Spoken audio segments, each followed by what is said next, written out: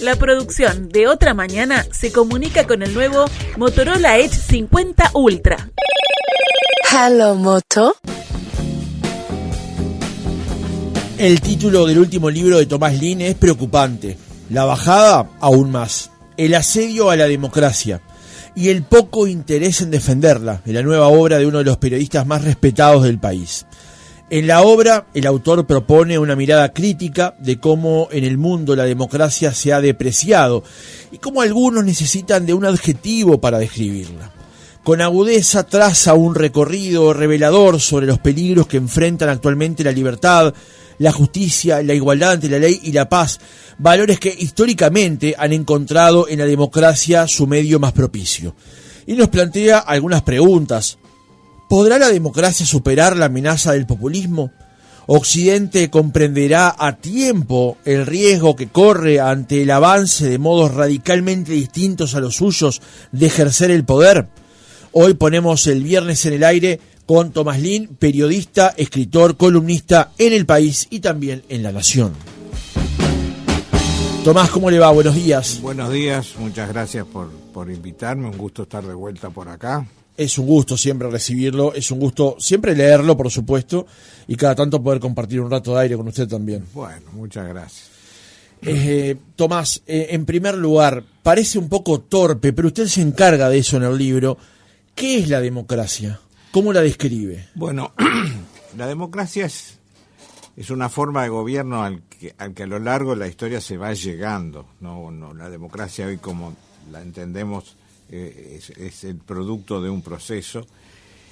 Y yo para saber de qué estamos hablando hablo de la democracia constitucional, es decir, el Estado de Derecho, una ley central que nos ordena a todos, representativa, es decir, en la medida que somos países de poblaciones grandes, elegimos nuestros representantes, liberal, es decir, el respeto a derechos y libertades que son esenciales al hombre y a la mujer, el republicana, es decir, el esquema de instituciones que hace que una democracia funcione, plural, es decir, la existencia de partidos que representen las diferentes corrientes de pensamiento, y secular, es decir, no atada a determinada iglesia o lo que sea. Esos son los ingredientes fundamentales que hacen que haya una democracia. Hoy lo que estamos viendo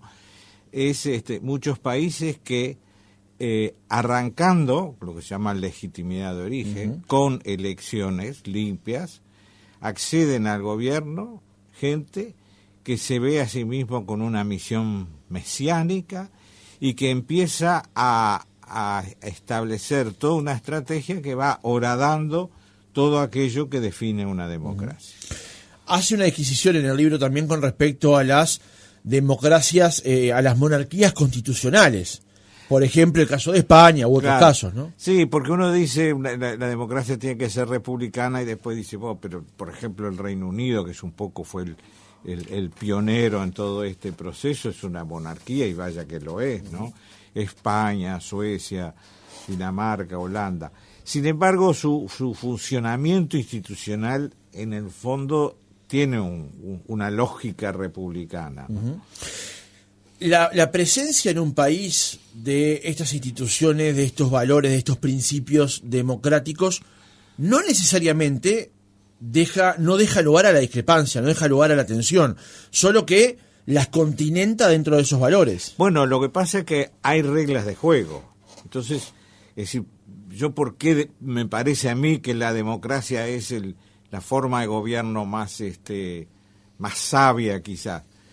Que no es perfecta tampoco, pero bueno, porque justamente establece reglas de juego por la cual gente que opina distinto, que tiene maneras de ver las cosas distintas, que tiene intereses legítimos distintos, puede de alguna manera canalizarlos en formas de discusión, en formas de resolver, en formas en mecanismos de poder con cierta armonía coordinar justamente todas esas diferencias y discrepancias. Uh-huh. En el último tiempo hemos escuchado, Tomás, cómo algunos países o algunas personas que adhieren a ciertas filosofías le han comenzado a incluir a la democracia ciertos adjetivos con el intento de justificarlas, Sí. cuando no de describirlas, más bien justificarlas. ¿Cómo ve ese proceso? Bueno, eso es lo que un poco está pasando. Es decir, pasó en el siglo pasado con las dictaduras, especialmente las que estaban del otro lado del muro, digamos, de la cortina de hierro, que se decían democracias populares, y en realidad no había ningún elemento para justificar que fueran democracias. Las dictaduras del lado occidental, que eran por general resultado del golpe de Estado, ni siquiera posaban de democráticas, claro. Eran dictaduras y punto.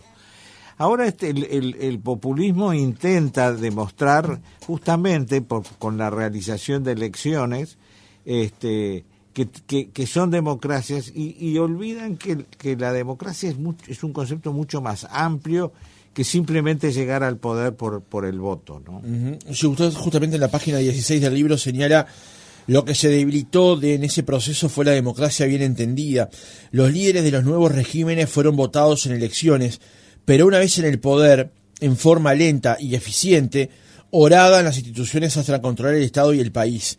Más allá de cómo se proclamen, muestran en común un exacerbado nacionalismo y un uso populista del poder, y pone ejemplos. Señala a Vladimir Putin en Rusia, a Recep Tayyip Erdogan en Turquía, a Víctor Orbán en Hungría, a Chávez y a Maduro en Venezuela, a Correa en Ecuador y a Ortega en Nicaragua. Señala aquí que hay una legitimidad de origen, como usted decía recién, pero que luego los procesos van derivando en transformarse justamente en personas que quedan al margen de los valores democráticos. Sí, o en regímenes que quedan al margen de esos valores. Es que el proceso es muy parecido en todos los casos. Se ganan las elecciones y una de las primeras propuestas que se hace es, bueno, la Constitución que tenemos es vieja, no nos sirve, hay que reformarla. Y entonces se hace una reforma constitucional logrando lo que yo digo, que hacer constituciones inconstitucionales, ¿no? Lo digo un poco con ironía, pero digo, el concepto de constitución es uno, es donde justamente se establecen los derechos y libertades del ciudadano y las reglas del juego. En esas constituciones básicamente se apunta a tres objetivos. Uno, controlar la Suprema Corte, o como se llame en cada país, ¿no? El segundo, controlar los organismos de contralor independiente. Y el primero de ellos, lo que acá llamamos Corte Electoral, que en otros países tiene distintos nombres, pero son los organismos que fiscalizan las elecciones. Bueno, lo que buscan es controlar ese organismo. Y el tercero es la reelección indefinida, ¿no? Es decir, poder prolongarse en el tiempo dentro del poder. Y todos buscan lo mismo, ¿no? ¿Argentina fue por ese camino, por ejemplo, con los Kirchner, cuando intentó de alguna manera controlar la justicia? Argentina intentó controlar la justicia, no lo logró, pero de alguna manera la amedrentó, y se había inventado un sistema de perdurar en el poder. No pudo cambiar la Constitución en ese sentido, pero buscando la alternancia entre Néstor y Cristina. Y al final eso, al morir Néstor, ese plan le falló. Pero esa era la idea, uno indefinidamente, ¿no? Pero sí, Argentina, bueno, en el índice que hace The Economist, que es una referencia muy útil para entender dónde están las democracias, Argentina figura como las democracias fallidas o las democracias imperfectas, ¿no? Es decir, sí tiene elementos que se reconocen dentro de una democracia, pero tiene otros que no. Uruguay en ese índice de Economist está en una buena posición, digamos. Sí. Es muy cerca de Canadá, de otros países. ¿Qué es lo que hace fuerte a la democracia uruguaya hoy por hoy? Y yo creo que hay una especie de consentimiento entre los uruguayos de que, bueno, que estas reglas funcionan y que no está mal vivir bajo ellas, ¿no? Quizás la experiencia, es decir, Uruguay de hecho tiene a lo largo del siglo XX y lo que va del siglo XX una tradición, con interrupciones, a respetar las reglas de juego democrático. Creo que la última dictadura fue una dictadura muy fuerte, muy dura, y de alguna manera los uruguayos dijeron, no, a esto otra vez no queremos volver. Yo creo que efectivamente Uruguay, que es un país que tiene un montón de problemas y sus lógicas y su funcionamiento, y muchas veces soy muy crítico a ellos, en este tema se ha manejado bien desde que terminó la dictadura, hace ya más de 3 décadas.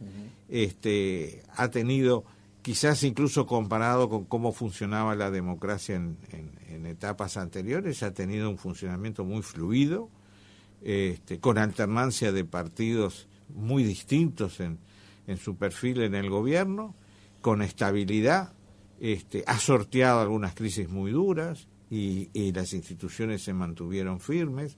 La crisis económica del 2012 es un ejemplo. Quizás hay algunos temas sensibles que no ha logrado resolver, pero de todas formas yo creo que sí, que Uruguay se ha movido bien desde el fin de la dictadura, y no en vano ocupa ese lugar número 14 de las 24 naciones consideradas, que es muy poco, ¿no? Democracias plenas, ¿no? Sí, ese es un dato relevante, Tomás, porque el índice de The Economist lo que presenta son democracias plenas y después democracias imperfectas y otras consideraciones. Lo que ocurre es que en la segunda categoría del índice, que es las democracias imperfectas, que en 2023 estaban presentes en 50 países, o sea, el 30% del mundo son democracias imperfectas. Sí, ¿no? sí. Es dramático ver que un tercio del mundo tiene una democracia imperfecta, y no resuelve esa cuestión para sus ciudadanos. Y si miramos el resto de las categorías, menos mal que son democracias imperfectas, porque lo que viene después es aún peor. Pero sí, es decir, obviamente uno define y describe lo que es una democracia y es una idea muy simple. Sin embargo, hacerla funcionar no lo es tanto. No lo es tanto. Ayer escuchaba un programa de radio que estaba repasando los avisos publicitarios de la campaña electoral de 1984.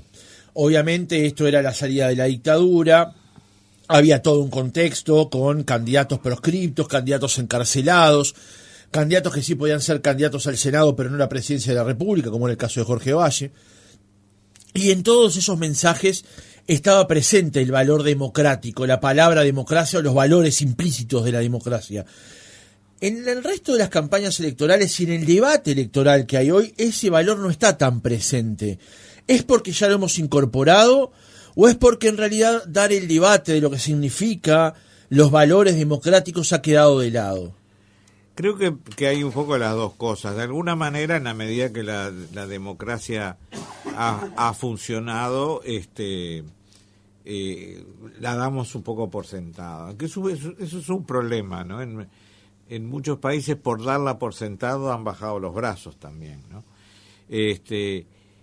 Entonces, claro, la discusión no es la democracia, sino que va a ser el gobierno que viene, ¿no? Y es razonable eso, ¿no? A veces uno piensa, tendría que haber una mayor discusión sobre qué es o cómo funciona la democracia, porque vemos partidos que han estado en el gobierno y que estando en el gobierno respetaron las reglas del juego, pero cuando tienen que sentirse afines o no a otros regímenes en el mundo, tienden a preferir los que no son democráticos. Entonces, hay una fisura ahí en cómo se entiende la democracia. ¿Por qué acá se aceptan las reglas de juego y se las perdona a otros gobiernos? Perdonar a otros gobiernos es perjudicar a la población que vive bajo esos gobiernos, ¿no? Estamos hablando indiscutiblemente del caso de Venezuela, que es hoy por hoy el paradigma de todo lo que está mal, digamos. Sí, ¿no? Sí, claro, sí. Y sigue siendo el paradigma, porque con este último libro salió justo antes del proceso electoral. Lo que pasa es que este es un tema que se está moviendo permanentemente. Yo entregué el primer original en diciembre a la editorial, en febrero lo pedí de vuelta para hacerle actualizaciones, y cuando se hizo la corrección final pedí que se actualicen en determinados puntos, y sale el libro y tendría que seguir. Requeriría de una nueva actualización. Pero bueno, digo, en definitiva, lo que importa es lo que conceptualmente sostiene el libro, y el capítulo de Venezuela, si no incorpora todo este lío, uno lo lee y dice, claro, entiendo ahora lo que está pasando, ¿no? Pero lo de Venezuela es muy grave porque ya el fraude es a vista de todo el mundo, y sin embargo sigue sobreviviendo el régimen ese dictatorial, ¿no? Con una reacción internacional que ha sido en algunos aspectos más dura, en otros no, pero en general, si uno hace un promedio de cómo ha sido la reacción, es tibia. Y esto es como ese paciente que tiene una situación grave, lo ponen en la CTI y le dicen, en la medida que el tiempo pase, las posibilidades de sobrevivir son mejor. Bueno, esto está pasando con Maduro, el tiempo pasa y el tiempo lo beneficia. El tiempo lo beneficia, ¿no? En Venezuela se están dando, Tomás, las condiciones que usted manejaba al principio. Está cooptado el poder electoral, sí. Está cooptado el poder judicial, llamémosle. Eso hace mucho ya. Y ni que hablar que la discusión pública está totalmente alterada y controlada también por el oficialismo, ¿no? Bueno, lo que pasa es que una de las características de todos estos regímenes, y el de Venezuela es clarísimo, es nosotros somos patria, nosotros somos los venezolanos, el otro no debería existir, ¿no?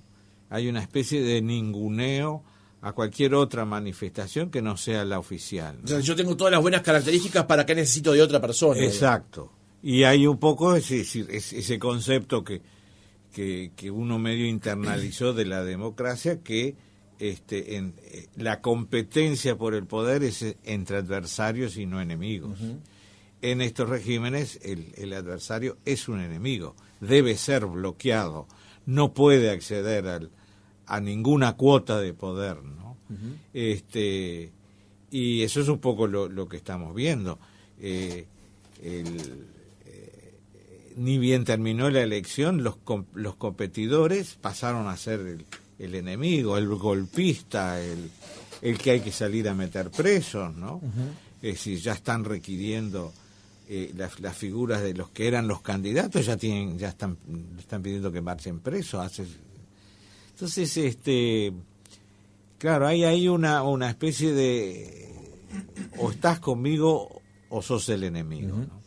Tal vez ahí lo que preocupa, por lo menos de mi posición, Tomás, quiero saber su opinión, es obviamente lo que ocurre en Venezuela es un drama para los venezolanos, ha terminado siendo un drama para otros países porque la expulsión de venezolanos hacia otras tierras ha representado una dificultad. El caso de Colombia es el más notorio, tal vez. Pero a mí lo que me llama la atención es aquellos países que no terminan de condenar, países o partidos que no terminan de condenar lo que ocurre en Venezuela, porque si no condenan lo que ocurre en Venezuela, a mí me llama la atención, o me pregunto, me planteo si es que comprenden efectivamente esos valores democráticos que serían importantes a la hora de aplicar en nuestra realidad. ¿Por qué no condenar aquello que ocurre en Venezuela si tú eventualmente te vas a someter a estos mismos parámetros aquí? Sí, esa es la gran pregunta. Digo, caso de Brasil, ¿no? Digo, Lula no parece ser un gobernante que va contra las reglas de juego democráticos. Sin embargo, todo su alineamiento es antidemocrático. Uh-huh. Su cercanía con Rusia, su inclinación a que está bien que invadan Ucrania, bueno, todos estos países además tienen también cierta cercanía con China y con Irán, ¿no? Es decir, hay un eje ahí que gira en torno a ciertos temas que no son los de la agenda democrática, los de la agenda de la convivencia en libertad, y eso es un eje fuerte. Es decir, uno cree que porque Venezuela está acá cerca y bueno, y ciertas democracias occidentales han salido a la defensa de que sea respetado el resultado electoral, pero Maduro tiene aliados que son poderosos también, ¿no? Gente que no va a salir a cuestionar el resultado electoral, y esos son justamente Rusia, Irán tiene un vínculo muy cercano a Venezuela. Entonces ahí hay casi como ocurrió en el siglo XX con el eje contra los aliados, digamos. Acá hay una suerte de eje menos consolidado quizás, pero que existe y que está jugando justamente contra esas democracias.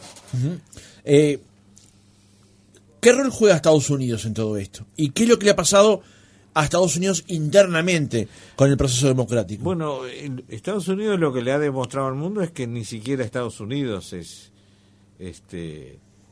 puede salir indemne de esto, ¿no? El caso de Trump es un ejemplo muy claro. Trump es un demagogo de primera, no es liberal, pertenece al Partido Republicano, pero no le importan mucho las instituciones republicanas. Cree que él tiene la solución para todo. Y bueno, llegó en el intento de reelección en el periodo pasado, llegó a presionar para que le dieran las cifras, ¿no? Llamó a un gobernador, a un secretario de gobernador, a decirme, encontrame los 100.000 votos que me faltan. A encontrarme 100.000 votos que me faltan es inventámelo. Claro. Y después sí, fue el instigador de esa cosa que medio sorprendió al mundo, que fue la sonada contra el Congreso, ¿no? Obviamente las instituciones se mantuvieron firmes, ¿no? Hay toda una discusión ahí también de qué rol jugaron las redes en la medida que los censuraron, ¿no? Y ese mismo día, el día de la sonada, dejó de poder mandar sus mensajes, que eran instigaciones a cierta soliviantarse, ¿no? Y eso es una discusión muy grande, pero yo creo que las instituciones hubieran aguantado. Pero bueno, ahora quiere volver. Sí. ¿Y qué quiere decir eso? También ahí quiere decir el poco interés en defenderla. Es decir, si mucha gente se ve representada en este mesiánico líder que es Trump, es porque hay indiferencia hacia lo que es la democracia, ¿no? Ahora, también esa democracia se puede ver imperfecta en que los procesos de discusión internos en cada país no han logrado solucionarle la vida, los problemas a la gente, y que, por fácil que parezca, muchos responsabilicen en el sistema democrático esa falta de respuestas. Bueno, digo, eso puede pasar, pero eso no quiere decir que quien represente a los que se sienten postergados tenga que necesariamente pasar por alto las instituciones, ¿no?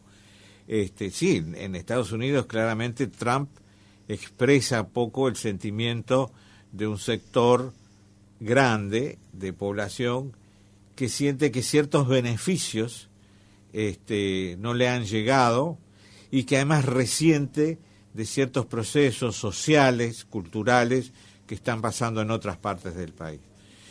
A veces uno parece, yo creo que cito ahí un autor, si no, es algo que leí, que decía que Estados Unidos se está volviendo, como en sus muy orígenes, a convertir en una confederación, donde hay dos países con un gobernante en la Casa Blanca.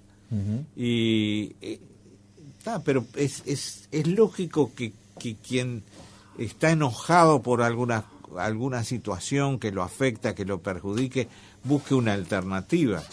Pero la alternativa igual tiene que ser dentro de las reglas de juego, porque si no, al final, eso es lo que pasa un poco con estos populismos, duran un tiempo, perjudican todas las relaciones armoniosas que una sociedad idealmente debería tener, y después se desgastan y se van y no queda nada.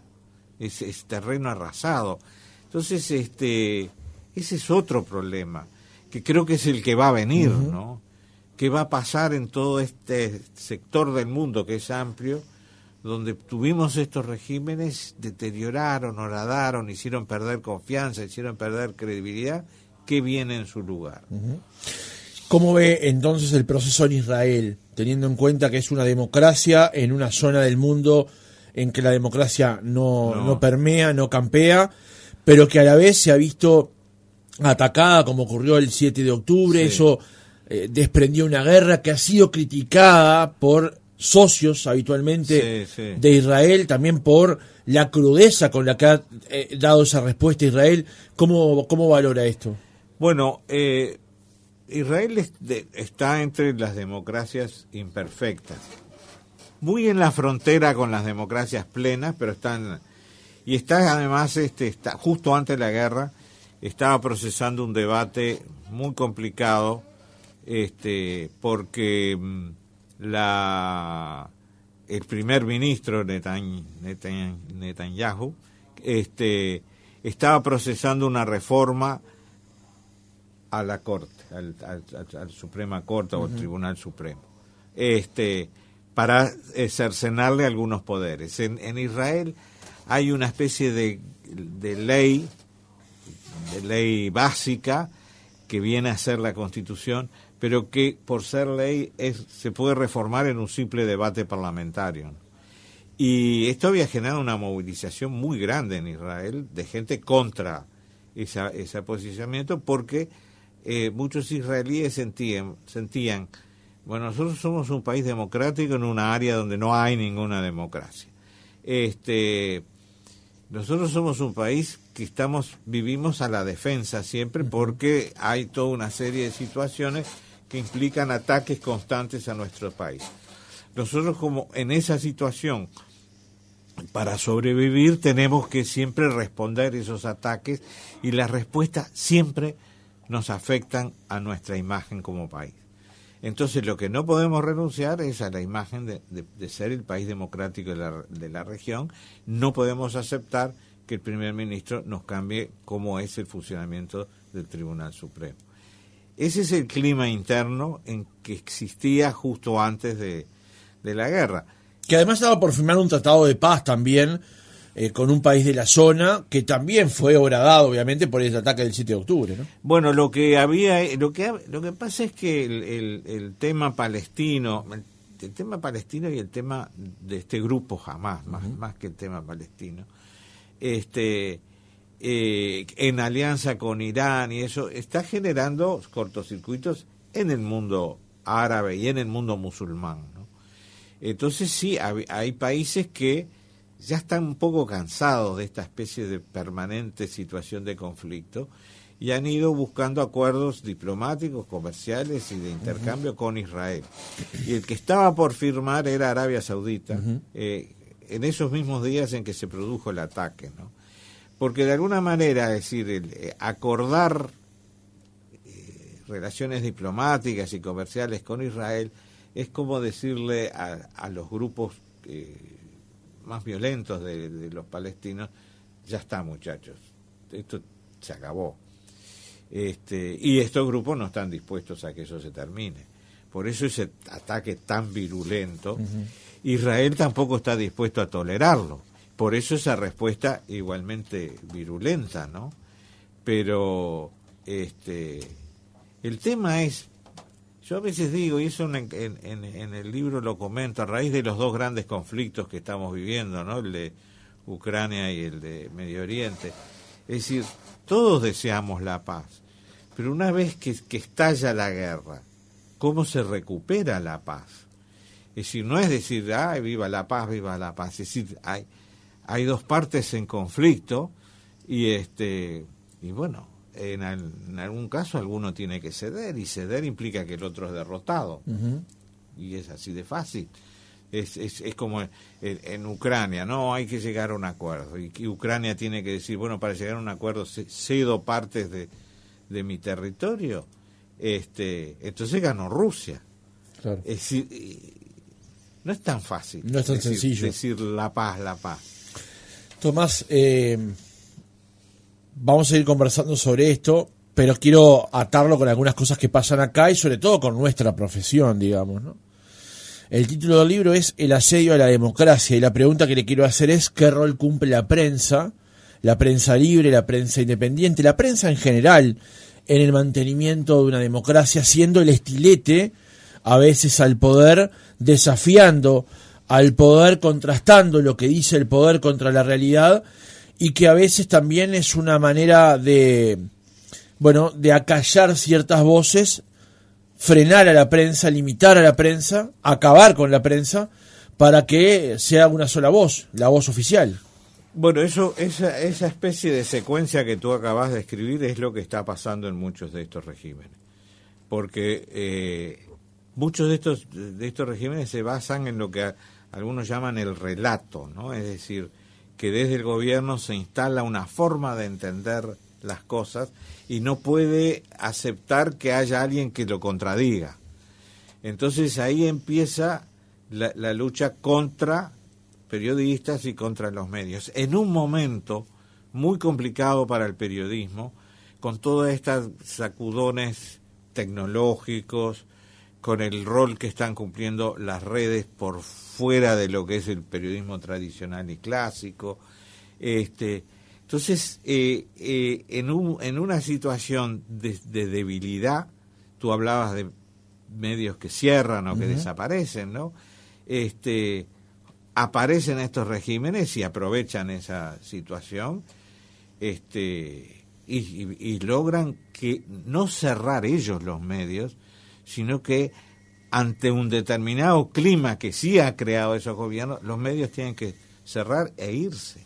En Venezuela hay directores de diarios que se han tenido que ir del país y han tenido que cerrar sus medios, pero porque nadie se los compra además, o se venden a precio vil y se los queda gente afín al algún gobierno. personero. Sí, claro.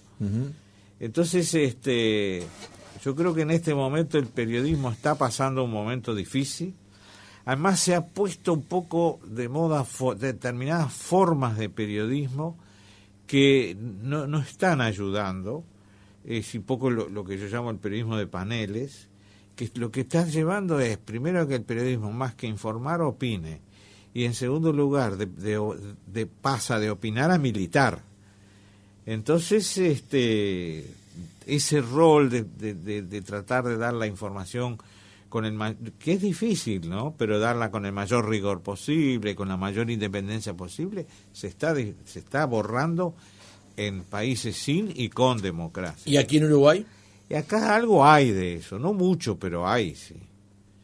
Yo veo que hay mucho periodismo de opinión creciendo y disminuyendo la cantidad de periodismo de información, ¿no? Es decir, todos los periodistas ahora creen que les corresponde opinar, que tendría validez si están además informados, pero no siempre es así. Entonces lo que estamos viendo en televisión se ve, ¿no? Muchos programas de paneles donde se discute y se grita y no queda nada claro, ¿no? Y no creo que sea bueno eso, ¿no? Claro, tendrá más rating. Claro, y ahí empieza a chocar con el tema económico y con la realidad de supervivencia de los medios también. Sí. En ese sentido creo que el periodismo escrito todavía sigue cumpliendo un rol, pese a que su presencia se ha reducido, ¿no? Pero sobre eso, días pasados, César Bianchi le hizo una entrevista a Ricardo Peirano, el exdirector del diario El Observador.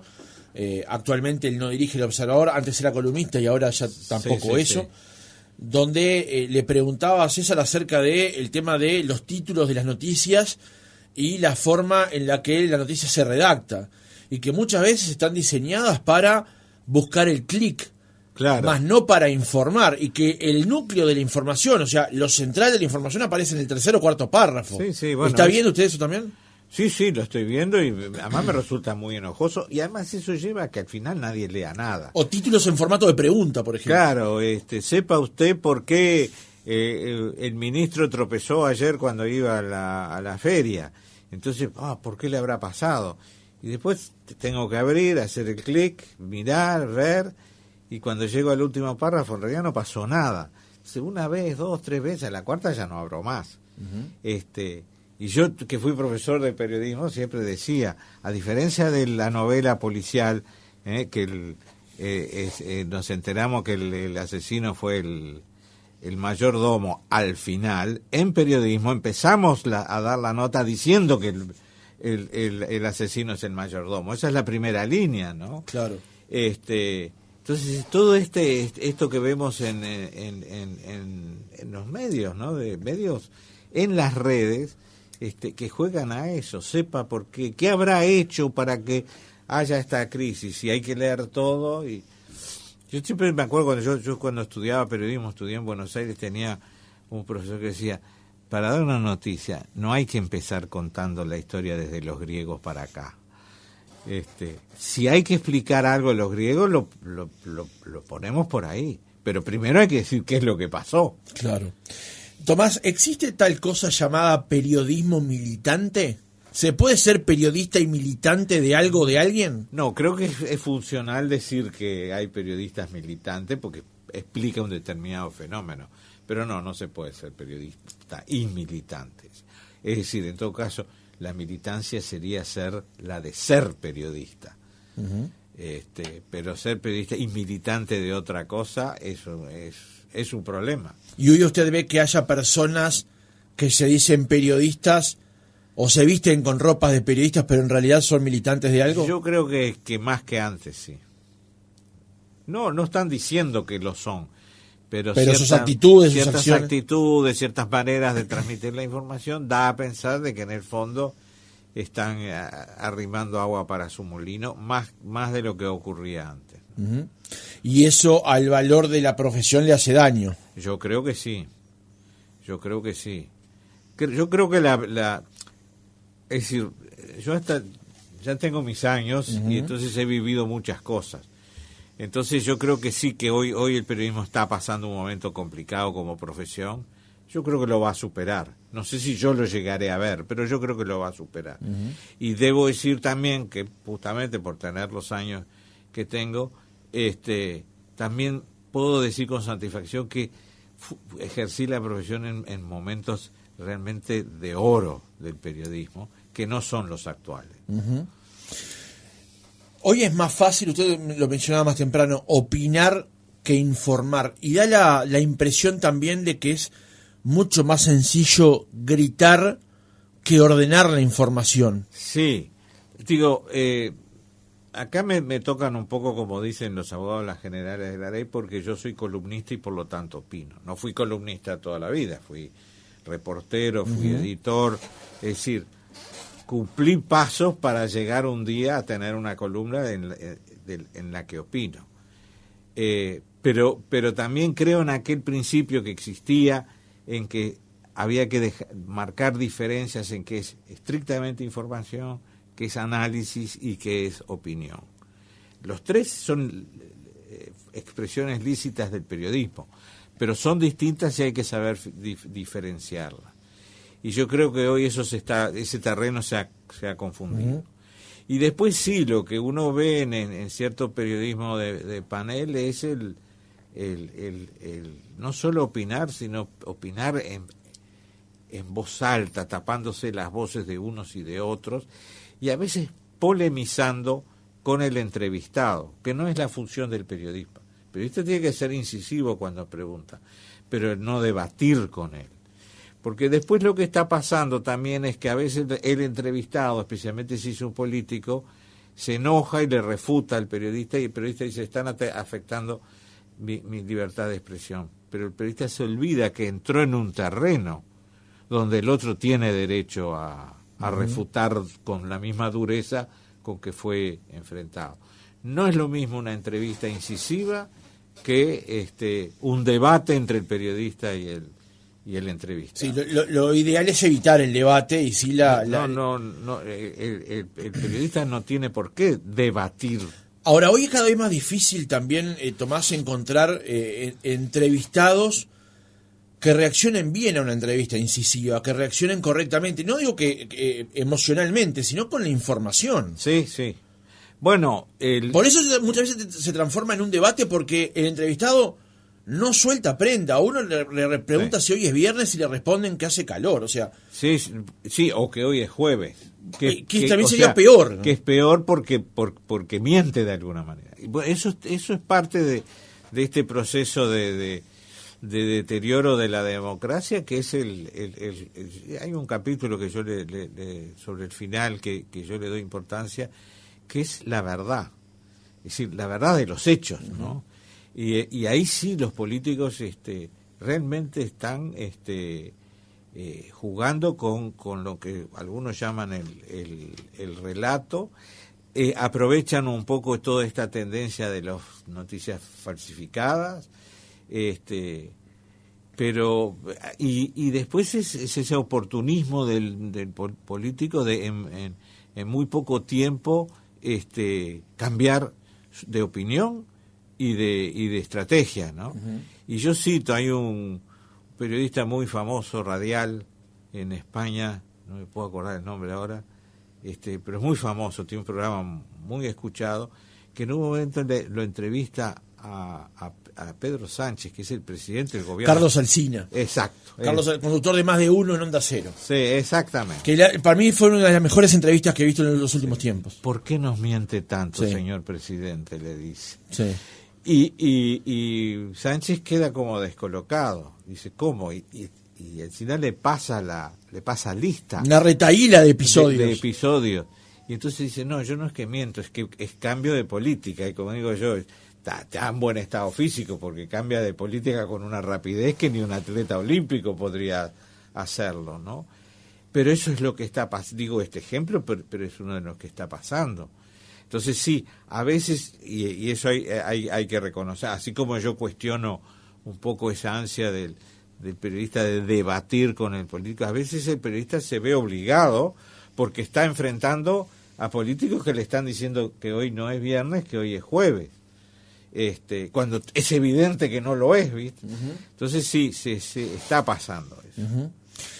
La última, Tomás, con respecto a este tema, ¿es central que exista un periodismo independiente, fuerte y serio para que el valor de la democracia sea sopesado en su justo término por parte de los votantes? O sea, que los votantes sean mejor informados para poder ejercer y tomar decisiones de mejor manera. Sí, eso decididamente es así. Lo que creo que el periodismo tiene que volver a encontrar es el medio en que expresarse. Yo creo que con todas estas transformaciones tecnológicas, que además el ciclo no se ha cerrado, porque si uh-huh, vuelve siempre a haber nuevas transformaciones, nadie termina de acostumbrarse a una cosa que ya empieza a haber otra. A lo que le está pasando al ciudadano le está costando saber dónde encontrar eso. Hay mucho ruido en la atmósfera, ¿no? Entonces, quizás era demasiado simple antes, pero estaban los informativos al atardecer, estaban los diarios que ordenaban la información, había alguna revista semanal que terminaba de resumir, y uno podía discrepar sobre los hechos, pero los hechos eran los hechos.